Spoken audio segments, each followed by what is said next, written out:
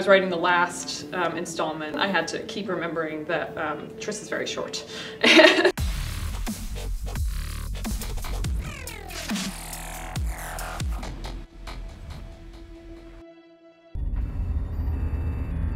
You found it.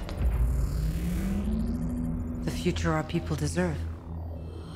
The inspiration from them came from, I was in a psychology class my freshman year of college, and I was learning about exposure therapy, which is a method of treating anxiety, in which you're exposed to what scares you over and over again in a safe environment until your brain habituates to it. It's really fascinating to me that this is something that works, considering it kind of sounds like torture, but it's been really helpful for a lot of people who struggle with anxiety and phobias. So I wanted to use it in a science fiction way, which is where the dauntless fear simulations come from.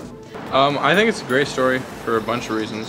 One is that, just compared to the first one, I think it's more entertaining, it's darker, there's more at stake. But in terms of like meaning something for young people, it's a great story because it's a story that empowers women instead of just empowering the man, as a lot of traditional stories are. Think about the, Shailene's character Tris is a total badass. Kate Winslet's character Naomi Watts, Octavia Spencer. It's a real movie that shows the strength and power of women, and I like that about it.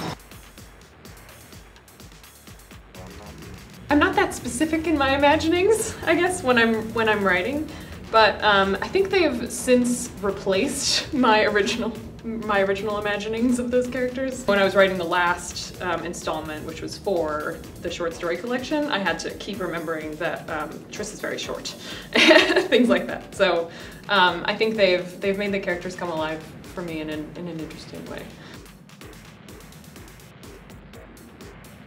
Well, both his parents die in the first movie, and that sort of makes him a little darker and a little more upset, and a little less lighthearted about the peace and the world as it is.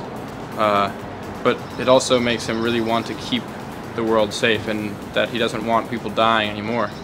And he realizes that he thinks that Tris is gonna compromise that, so he's willing to sacrifice her to keep the peace. A lot of the characters are deeply flawed people, but to show young women who have agency and a desire to impact the world around them that's what makes her compelling to me, and it's something that I see reflected in a lot of the young women that I meet. I mean, these are incredibly capable and intelligent people. I can't let anyone else die because of me. Chris, help me!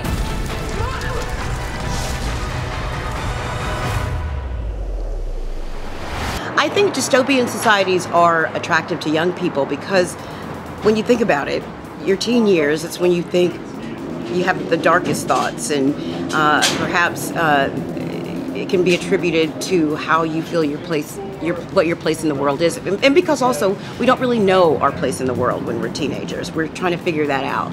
So I understand why there was this implosion of dystopian type novels. What I also love, though, is that with seeing the darkness in the worlds that are created in these type of novels, that they really do hopefully come away with an understanding that the world perhaps in which they live is not so dark, and their place, they're viable human beings, and their place in the world is important, and their voice is important. And I think that, if anything, is really played out well in this movie. I'm not gonna fight you. Of course you're not. You're gonna fight you.